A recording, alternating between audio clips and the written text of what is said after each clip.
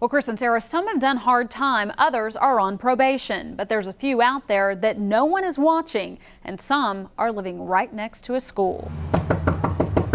It starts with a knock on the door. You gotta let some stuff under here, Linda. And within minutes, got a knife. The probation department finds plenty of things this registered sex offender shouldn't have. You know, this is an illegal weapon, so you can't have these. It's random checks like this Can I look around? that keep tabs on the hundreds of sex offenders living in Bexar County. But what about the ones no one's checking on? He is right across the street from the school. In this Schertz neighborhood, there are 7 convicted sex offenders. 2 of them live just across the street from the playground. And he can see right into it and see which kids are there and what they're doing. And guess what? No one's been watching him for the last 2 years. I stayed next to a school 3 times since I've been out of TDC, you know, and no one checking up on me, no one doing nothing. Just like the 2 in Schertz, this convicted sex offender didn't have to be monitored. The reason? He wasn't on probation and he wasn't on parole. If you're on probation or parole, you can't stay next to a school.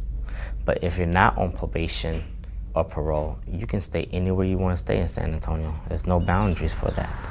You see, Texas requires sex offenders on parole stay at least 500 feet away from schools, churches, and daycares. The probation department likes them to keep 1,000 feet away, but once they've completed their time, they're free to live wherever they please. So my child will have to walk past this registered sex offender's house to get to and from school. That, to me, it's inviting trouble. And something else to keep in mind, not all registered sex offenders are listed on the DPS website. I'm not on the internet at all. And yet you're a registered sex offender. Yes, and I am a registered sex offender. Just something to think about before you let your children run free. You never know about that one friend next door. You don't know if he's a sex offender or if he's going to be a sex offender.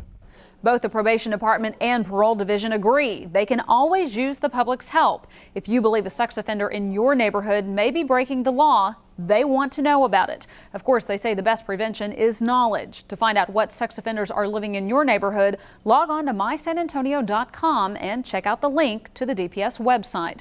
By the way, the sex offender we interviewed in this story has now been added to the DPS website. Chris and Sarah.